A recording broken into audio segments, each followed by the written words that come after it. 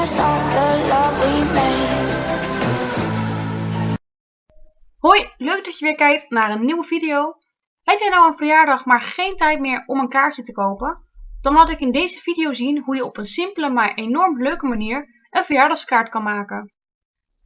Het enige wat je hiervoor nodig hebt is een papiertje en leuke pennen en stiften. Voordat je begint met schrijven is het belangrijk dat je goed kijkt waar de vouw zit, zodat je de kaart niet ondersteboven. Voor deze kaart ga ik een aantal ballonnen tekenen. Bedenk van tevoren wel goed wat je op de kaart wil zetten, want het is de bedoeling dat je per woord een ballon maakt. Ik heb ervoor gekozen om van harte gefeliciteerd en een jaartal erbij te zetten, in dit geval 18 jaar. Dus van harte gefeliciteerd 18 heb ik 4 ballonnen nodig. Op deze manier krijg je een heel simpel effect, maar een ontzettend leuk kaartje.